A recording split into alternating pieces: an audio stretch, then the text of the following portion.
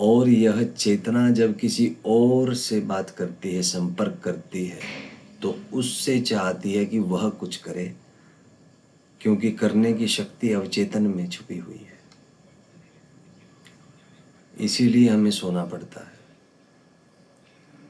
यदि किसी व्यक्ति को लगातार 3 दिनों तक सोने न दिया जाए, तो वह यह अंतर नहीं कर पाएगा कि जो मेरे साथ घट रहा है वो सच्चाई है, वास्तविकता है या स्वप्न है, क्योंकि अवचेतन मन से उसको शक्ति प्राप्त नहीं हो पाई।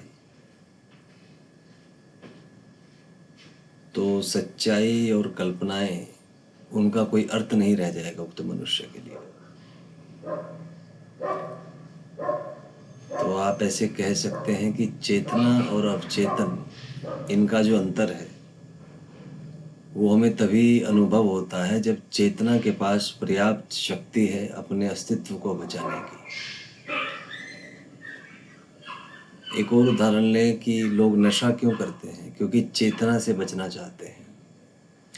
वो किसी ऐसी दुनिया में जाना चाहते हैं जहाँ उन्हें शांति मिले, जहाँ कोई कष्ट ना हो, जहाँ किसी प्रकार के विचार, ज्ञान, शब्द जाल ना हो, प्रत्यक्ष शून्य जहाँ पर हो। इसी वजह से लोग नशा करते हैं। और जो आनंद आपको नशे से प्राप्त होता है, वही आनंद आप ध्यान से भी प्राप्त कर सकते हैं। पर ध्यान से यदि वह स्थिति आप प्राप्त करेंगे तो आपको कष्ट होगा। प्रकृति आपको, आपकी परीक्षा लेगी, आपको कष्ट देगी। और यदि आप कष्ट सहने में समर्थ हैं, तभी आप उस मानसिक स्थिति में पहुंच सकते हैं जहां ना कोई विचार होगा, ना कल्पनाएं, ना सलाह, ना ही भावुक करने वाली स्थितियां। आप परम शून्य में होंगे, परम शांत होंगे।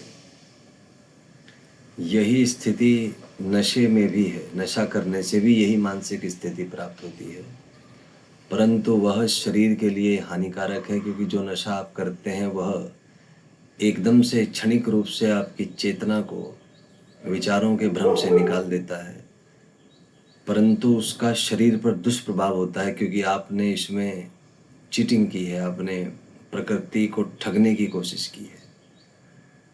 अतः यदि चाहते हैं कि जीवन में सुख प्राप्त हो, स्थायी सुख प्राप्त हो, तो उसका मार्ग ध्यान ही है। धन्यवाद।